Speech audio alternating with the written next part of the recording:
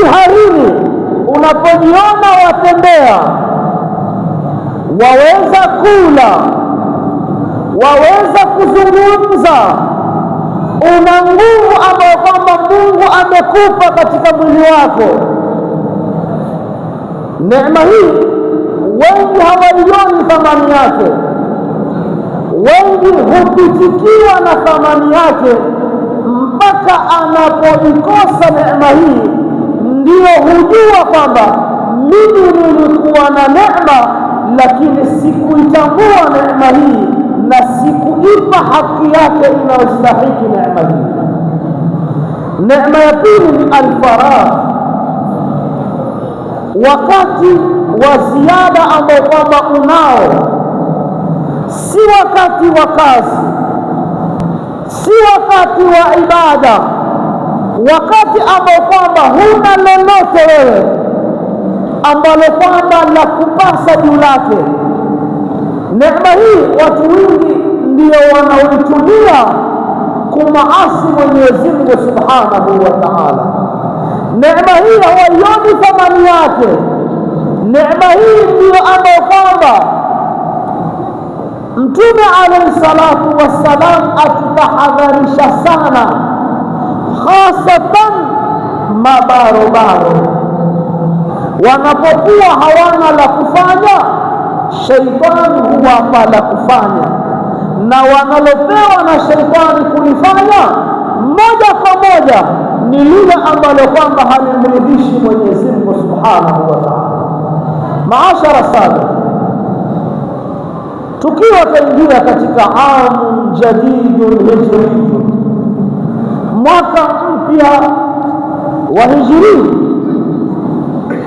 kila mmoja wetu awe ameazimia, ametia katika moyo wake fursa hii, maadamu wapumua, maadamu uko hai, maadamu bado akili yako yafanya kazi, usiongojee mpaka ulazwe, hujui linaloingia, hujui linalotoka. Na sahihi, maadamu uko katika sihatul hayat, tia azma kwamba hijra hii ambayo kwamba tumeingiliwa iwe ni hijratun hisiyatun wa ma'nawiyya, iwe ni hijra ambayo kwamba yatung'atua, yatutoa, yatubadilisha hali zetu, fikra zetu, ibada zetu, kila kitu chetu, min aswa'il hal ila ahsanil hal. Kwa hali ambayo kwamba waiona iko chini, ipeleke iwe hali ambayo kwamba iko juu, na hali ya kumridhisha Mwenyezi Mungu Subhanahu wa Ta'ala. Tutie nia hii, asa Mwenyezi Mungu Subhanahu wa Ta'ala kwa nia uliyoitia, basi Mwenyezi Mungu akutilie kabuli, utoke katika hali ambayo kwamba ulikuwa humridhishi Mwenyezi Mungu, akupeleke katika hali ya kumridhisha Mwenyezi Mungu, akutoa katika hali ambayo kwamba ulikuwa ukimridhisha, akupeleke hali ya juu zaidi ambayo kwamba ni hali ya wale almuqarrabin ila Allah Subhanahu wa Ta'ala. Maashara sana, katika ulimwengu huu Mtume alayhi salatu wassalam atuambia, yakburu ibnu adam wa yakburu ma'ahu ithnan, mwanadamu kila siku yuwakuwa, yuwaongeza mwaka baada ya mwaka, kutoka hali kuelekea hali nyingine. Jikumbuke miaka 10 ulikuwa wapi na sasa uko wapi? Miaka 10 ulikuwa katika siha gani na umri gani, na sasa uko katika siha ipi na umri upi? Utaona kwamba wakuwa, na kila ukikuwa kuna vitu vapungua, kila ukikuwa kuna vitu vapungua. Na ushahidi ni Al-Qur'an Al-Karim wa man nu'ammiruhu nunaqisuhu fil khalq. Kila Mungu akikupa umri, kuna vitu katika viwiliwili vyako vinaisha nguvu, vinashuka kwa hali ambayo kwamba Mungu ndo ajuaye, bila wewe kutambua kwamba wewe washuka siku baada ya siku. Lakini Mtume asema mbali na kuwa kuna vitu vashuka, kuna viwili ambavyo kwamba vakuwa pamoja na mwanadamu. Nini vitu viwili hivi? Hubbul mal wa tulul amal. Mwanadamu kila akikuwa, mapenzi ya kupenda pesa yanazidi. Alikuwa amezoea 100, sasa ameingia dori ya 1000. Baada ya muda anaingia dori ya laki, anaenda marhala baada ya marhala. Na la pili ni tulul amal. Hakuna katika sisi ambaye kwamba ataka kuondoka ulimwenguni ana matarajio kwamba mimi bado nitajenga, mimi bado nitanunua gari, mimi bado nitafika marhala fulani, mimi bado na miaka 10 mbele. Tulul amal anayo katika maisha yake. Utaona hata mwanadamu akinunua chochote atakachonunua, katika akili yake iko tulul amal. Akinunua simu, suala lake, simu hii itakaa miaka mingapi? Je, yadumu? Akinunua betri hii ya chaji masaa mangapi? Je, itakaa muda gani mpaka iharibike? Akinunua fanicha, akiwa yuingia marhala ya kuoa, hutafuta mbao ambao kwamba ajua ataishi nayo mpaka vijukuu. Hii ndio maisha ya mwanadamu. Suala hii tulul amal tulionao katika maisha, je, tumeiweka katika akhera? Msikize Mwenyezi Mungu Subhanahu wa Ta'ala atuambia, inna nahnu nuhyi al-mauta wa naktubu ma qaddamu wa atharahum wa kulla shay'in ahsaynahu fi imam. Sisi ndio ambao kwamba nuhyi al-mauta, twahuisha mauti. Kila mmoja wetu ataondoka, hana budi. Kila mmoja wetu ana siku ambayo kwamba yatanakalu min dari ila dar, kama tulivyotoka katika tumbo la mama yetu kwa muda wa miezi 9, tukatoka katika alamu ambayo kwamba ni arwah, tukaingia katika alamu shahada. Tujue kuna siku tutaitoka ila alamu shahada, tutaelekea ila alamu khair, tutaondoka tu. Suala liko hapa, wanaktubu ma qaddamu. Huondoki tu. Mwenyezi Mungu asema tumeandika ma qaddamu, yale waliotanguliza. Tujiulize swali, mimi na wewe tumetanguliza nini ambalo kwamba Mungu yuko radhi na sisi? Ni lipi ambalo kwamba twaweza kusimama mbele ya Allah tukasema, ya Rabb, mimi nimefanya hili na hili na hili, na hisabu yangu nina hakika kwamba hapa utaridhika ya Allah? Tushajiuliza swala hili? Sio maudhui yetu haya. Maudhui yetu ni haba wa athar, na baki watakayoyabakisha, na athari ambayo kwamba itabakia katika ulimwengu ni athari ipi? Kwa sababu watu wakiondoka ulimwengu wako sampuli 4. Kuna watu huondoka, kheri yake na shari yake ikafungwa, kisha hisabu yake ishafungwa. Kuna watu wakiondoka kheri zao hufungwa, lakini shari yao bado madhambi yaendelea kuletwa. Wewe uko akhera, uko kwenye barzakh, lakini kila siku waletewa faili lako la madhambi ambalo kwamba laendelea katika kaburi ile. Wewe ushaondoka, lakini bado athari ya madhambi waletewa. Kuna watu sampuli ya tatu, wao wakiondoka shari yao imefungwa, lakini mlango wao wa kheri bado uko. Kila siku wanaletewa kheri zao, kila siku wanaletewa thawabu zao, kila siku wanaletewa furaha katika kaburi lao. Na kuna watu sampuli ya nne ambao kwamba kheri yao na shari yao bado ziko wazi, yuwaletewa madhambi na yuwaletewa na thawabu. Jiulize swali, wewe uko grupu ipi katika hizi nne?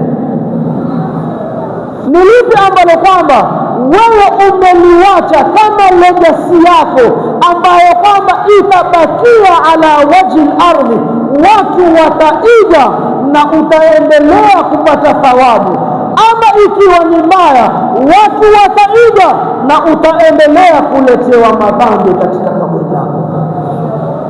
Isome Qur'ani, uangalie watu ambao kwamba mpaka leo watajwa na wakumbukwa na tarehe ya wakumbuka kwamba hawa walifanya haya, na kila anaowaiga huendelea kupata thawabu watu hawa.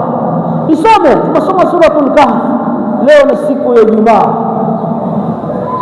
Mwenyezi Mungu asema innahum fityatun amanu bi rabbihim wazidnahum huda, ni mabarabaro ambao kwamba wamemwamini Mwenyezi Mungu, wamesimama kwa ajili ya Mungu, wameisimamisha haki kwa ajili ya kumridhisha Mungu.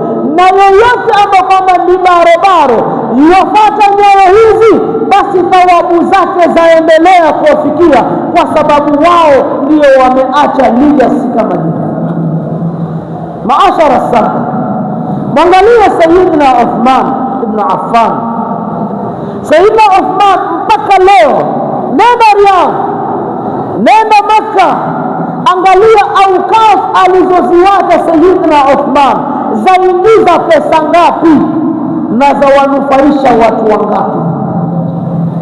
Mpaka leo Sayyidina Uthman hupelekewa thawabu kwa sababu ameacha kitu cha wanufaisha umma kuanzia wakati wake mpaka leo, mpaka kesho. Isome tarehe Sayyidina Uthman alipoingia Madina, kulikuwa na kisima kinachomilikiwa na Yahudi. Namna alivyokuwa akitesa watu, akiwanyanyasa watu, akiweka bei atakayo yeye, Sayyidina Uthman alisimama kuwatetea jamii na kuelekea kwa yule Yahudi na kumwambia, mimi niko tayari kukinunua kisima chako. Lakini Yahudi yule alipokuwa ana tamaa na tamaa imemvaa na ajua kwamba bado aweza kupata, akamwambia, sikuuzi chote, nitakuuzia nusu, siku moja yako, siku moja yako. Sayyidina Uthman akasema sawa, nimekubali. Kwa Allah, twende. Akatoa pesa anayotaka Yahudi. Siku ya Sayyidina Uthman, watu wote Madina wakiteka maji ya siku ya leo na ya kesho. Siku ya pili Yahudi hauzi kitu, hakuna kitu cha kuuza.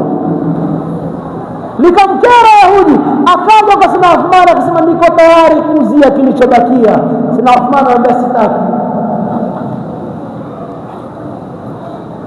hiki nacho chanitosha.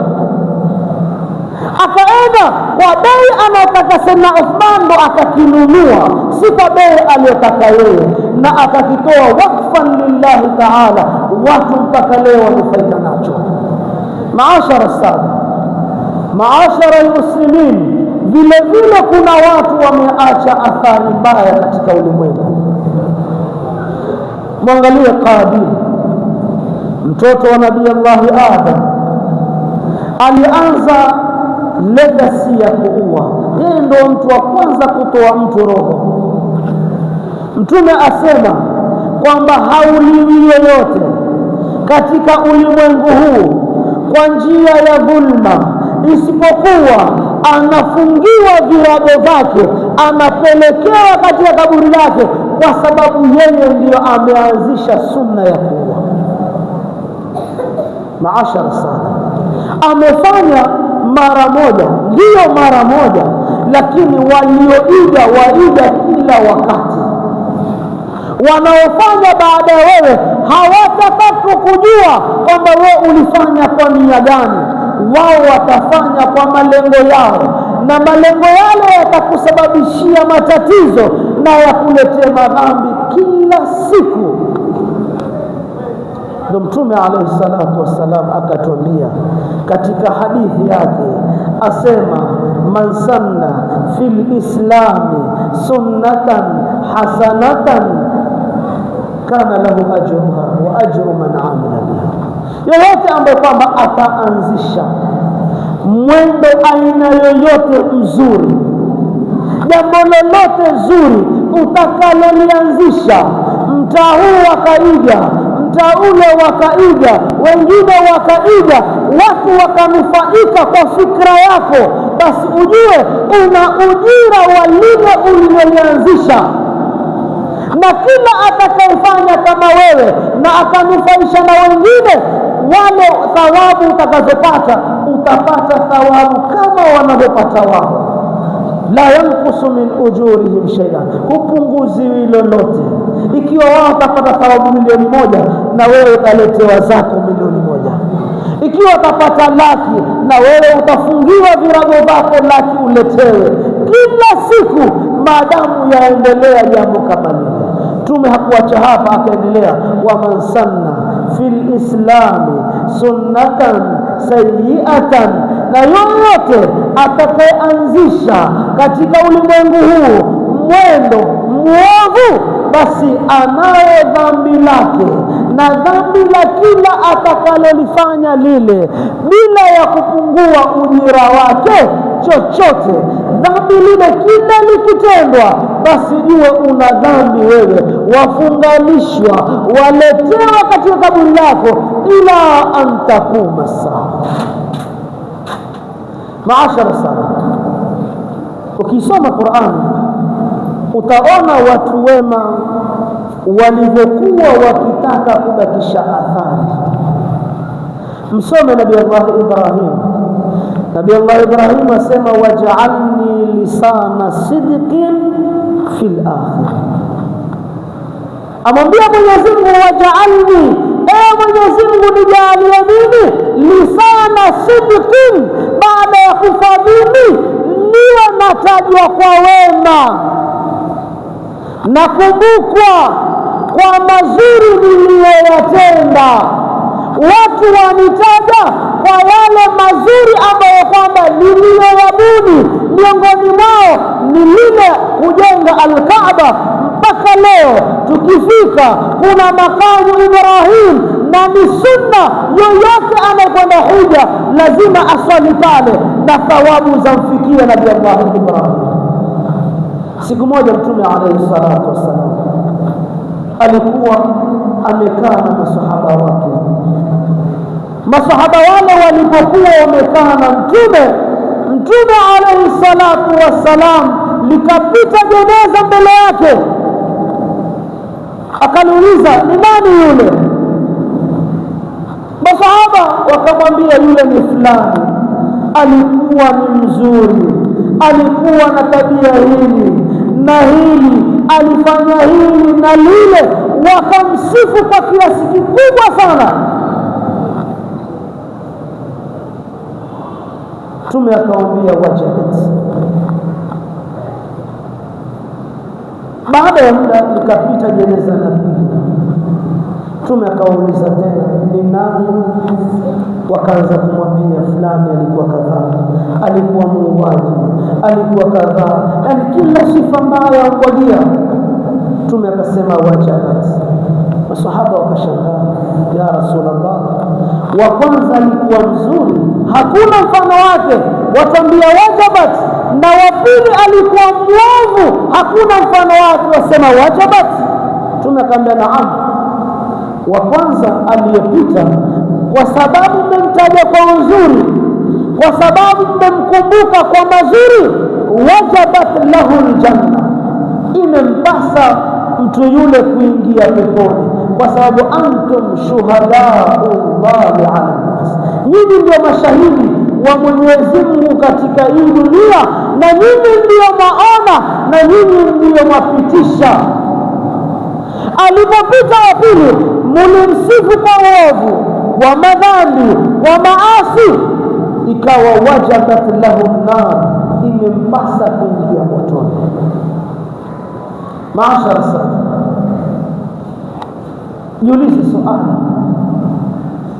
wewe uko katika grupu hii, lau leo utaondoka ulimwenguni, leo hivi sasa malakul maut akuchukue, watu watakutaja na sifa zipi? Watu watakukumbuka kwa sifa zipi? Je, watu watasema kwamba ni pengo lile kwamba halizibiki, ama watu watasema alhamdulillah, Mwenyezi Mungu umetuondoshea na umetukumbaza kwetu? Maashara sana, nikimalizia, mmoja katika wafalme alikuwa akisoma tarehe ya Abbasia, akisoma tarehe, katika tarehe akisoma kuna taqiyullah, kuna mutawakkil billah, kuna kila mmoja asifiwa kwa Mwenyezi Mungu. Akamuuliza waziri wake, lau mimi ningelikuwa katika dola ya Abbasia ningeitwaje? Iko yule mutawakkil billah, yule ni Mansur billah, yule ni kadhaa, yule ni kadhaa, mimi ningeitwaje? Yule waziri akamuuliza, wanipa wakala, wanipa amani nikwambie kweli? Kamba naam, nakupa. Akasema ungeitwa a'udhu billah. Mwenyezi Mungu ndiye alladhina yastami'una al-qawla wa yattabi'una ahsanahu. Allahumma arina al-haqqa haqqan warzuqna ittiba'ahu wa arina al-batila batilan warzuqna ijtinabah. Allahumma ihdina bihudaka واحمنا بهما ولا تولنا وليا سواك ولا تجعلنا ممن خالف أمرك وعصاك. حسبنا الله ونعم الوكيل، نعم المولى ونعم النصير. غفرانك ربنا وإليك المسير، ولا حول ولا قوة إلا بالله العلي العظيم. صلى الله على سيدنا محمد وآله وصحبه وسلم، والحمد لله رب العالمين. برحمة ورضوان وجنة